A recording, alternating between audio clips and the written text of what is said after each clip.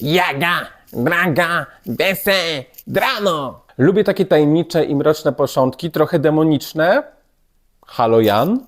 Mam nadzieję, że w to nie pójdziemy i myślę, że to będzie taki występ, którego absolutnie nie będziemy się wstydzić.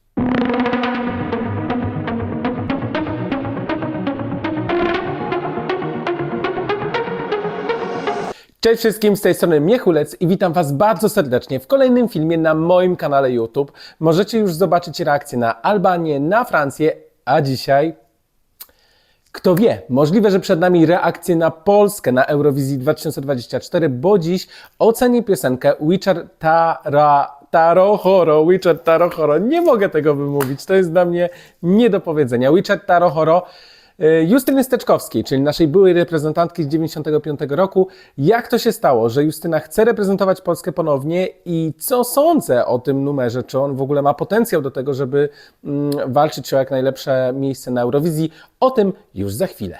Jak wiemy, Justyna Steczkowska reprezentowała już Polskę w drugim naszym starcie na Eurowizji. Było to w 1995 roku, czyli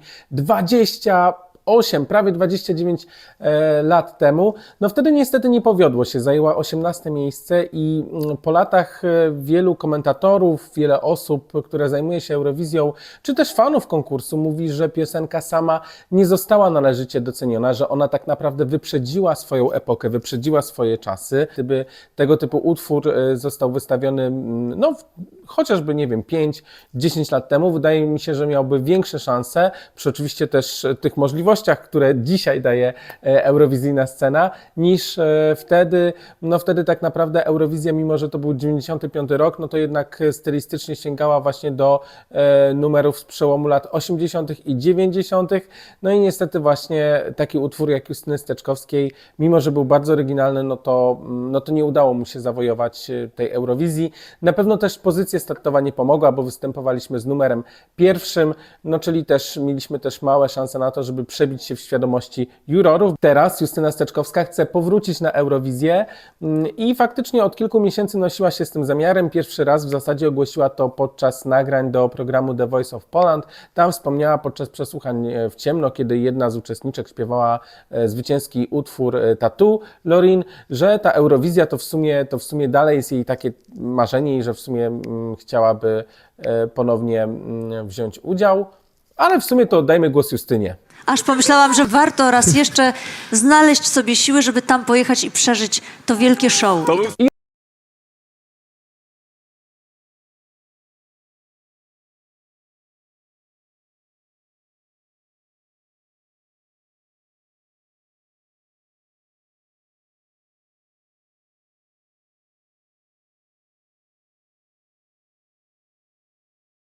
Z Justyną Steczkowską na Eurowizji wiążą się dwie ciekawe historie. Jeżeli Justyna pojedzie na Eurowizję do Malmö, to powróci po 29 latach na konkurs, co oznacza, że będzie to najdłuższy powrót, to znaczy powrót po najdłuższym czasie w historii Eurowizji. I druga ciekawostka, o reprezentowanie Łotwy stara się Markus Riva i Leon Myszkowski, czyli syn Justyny Steczkowskiej, co oznacza, że jeżeli dobrze pójdzie, to Polskę będzie reprezentowała mama, a Łotwę syn. Czegoś takiego chyba też nie było w historii Eurowizji, by na jednej scenie spotkała się właśnie matka i syn, więc to byłoby, myślę, że ciekawe i przeżycie, ale też dobre wizerunkowo dla Polski i dla Łotwy, dla tych występów na Eurowizji. Przejdźmy teraz do samego Wieczora. Przyznam się, że to nie jest mój pierwszy odsłuch. Dobrze się już z tą piosenką zapoznałem, bo ona, choć premierę miała oficjalną kilka godzin temu, to gdzieś tam to demo krążyło po sieci od kilku dni. No więc sprawdźmy Wieczór Tarohoro i moje opinie, moje reakcje na tę piosenkę. Lubię takie tajemnicze i mroczne początki, trochę demoniczne. Halo Jan. Ale wiecie co, wydaje mi się, że taki początek stwarza dużo możliwości do tego, żeby jakoś tak zapoznać widza z tym obrazem, z tą piosenką. Ach, ta dykcja, to jest jakość. To jest jakość i to mamy zagwarantowane. Niezależnie od tego, czy ktoś lubi piosenkę, czy nie lubi, to na pewno będzie dobrze jakościowo wykonane, po prostu. Te orientalne wstawki, no tak mi się kojarzą z orientalnymi, nie słowiańskimi. Dla mnie spoko, nie mam z tym problemu. bardzo lubię taki miszmasz kulturowy, ale jest beat. To jest najważniejsze. I rzeczywiście nóżka tutaj chodzi, chce się tańczyć. Jest to jakoś tak, nie wiem, łatwo zapamiętywalne, wpada w ucho. Tekst też w jakiś sposób jest powtarzany, szczególnie to. Wese, drano. Trochę taka Gosia Magical ze mnie wyszła. Jaga, braga, wese, drano. Dobra, wróćmy do tej piosenki. Nie, naprawdę fajny motyw, że są tutaj te słowiańskie rytmy, słowiańskie słowa. Trochę mi brakuje tutaj polskiego, bo faktycznie to by chyba bardziej oddawało ducha naszego, no naszego właśnie, naszej tożsamości, ale z drugiej strony no też rozumiem, żeby nie robić jakiegoś też miszmaszu językowego, a z kolei, żeby też no ta piosenka była czytelna dla innych z innych krajów. Mówiąc szczerze, jak słyszę Witcher Tarahoro, mam przed oczami bardzo wiele różnych wizualizacji. Mam nadzieję, że to będzie zrobione mrocznie, że to nie będzie zrobione w stylu Chanel. Absolutnie nie, bo tutaj pojawiły się takie głosy, pojawił się na Instagramie gdzieś tam taki strój Justyny na Sylwestra, to nie. Mam nadzieję, że w to nie pójdziemy, że to będzie, wiecie, strzygi, straszydła, dramatycznie, mocni tacy, wiecie, mężczyźni z krwi i kości tancerze, tutaj bębny, nie wiem, naprawdę faktycznie ta piosenka przez to, jak ona jest zrobiona i przez to, ile jest tam warstw tych dźwiękowych, no ten bridge, wow.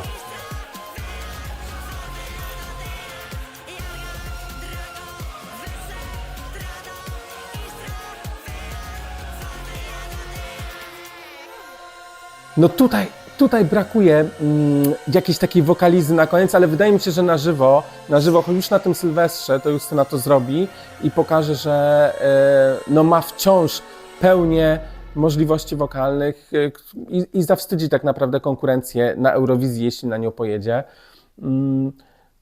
No brakuje na pewno takiej końcówki, która byłaby bardzo mocna, chociaż te podbicia są mocne i to też jest już super.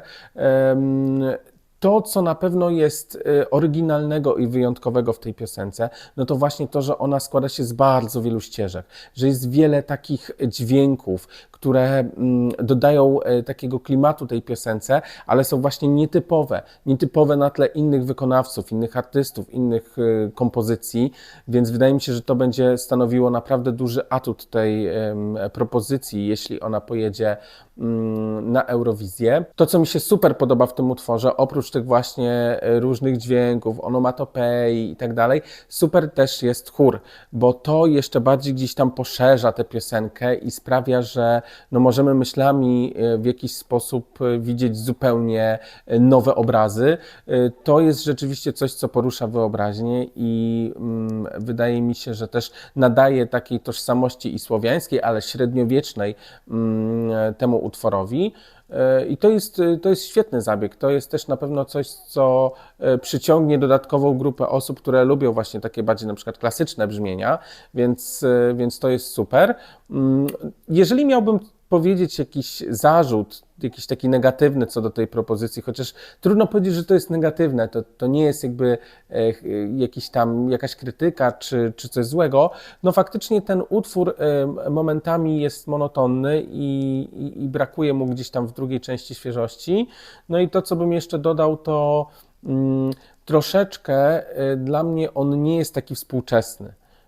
Te refreny szczególnie, to bardzo słychać w refrenach, że one są takie, no powiedziałbym jak piosenki sprzed, nie wiem, 15 lat na Eurowizji, ale jakby cała oprawa, która może być stworzona do tego występu, wizualna, taneczna, kostiumowa, plus te wszystkie właśnie wstawki, te elementy, które jakby poszerzają ten utwór i tworzą go autentycznym, oryginalnym, wydaje mi się, że totalnie niwelują to, że ten jakby główny nurt, główna ścieżka tutaj tej piosenki nie jest jakoś super współczesna. Natomiast mówiąc szczerze, nie znając innych propozycji, brałbym Witchera w ciemno.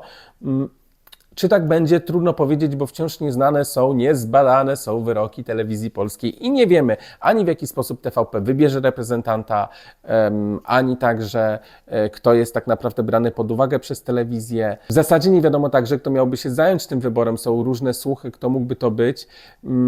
Jest nowa władza przecież w telewizji, tak więc to wszystko jeszcze może się bardzo wiele razy zmieniać. Jest dużo niepewności, ale na trudne czasy mamy naprawdę mocną reprezentantkę, mamy naprawdę mocnego uczestnika. No jeżeli jest jakiś problem z tym wyborem, no to jakby Justyna mówi: hello, hejka, ja jestem gotowa, mam super piosenkę, jestem zdeterminowana, żeby jechać i ja jej ufam, ja jej wierzę i myślę, że to będzie taki występ, którego absolutnie. Na dzisiaj to już tyle. Zachęcam Cię do subskrybowania tego kanału, bo będziesz wtedy miał informacje na bieżąco o kolejnych nowych filmach. My widzimy się w nowym filmie już bardzo niedługo. Oczywiście też odsyłam Was na mojego TikToka, na mojego Instagrama i oczywiście też na mojego Discorda. Link do Discorda znajdziecie chociażby w opisie filmu czy w przypiętym komentarzu. Tam rozmawiamy, tam gadamy oczywiście o Eurowizji. Na dziś to już koniec. Trzymajcie się ciepło, trzymajcie się strasznie tajemniczo, mrocznie, jednym słowem witcherowo. Do zobaczenia. Cześć!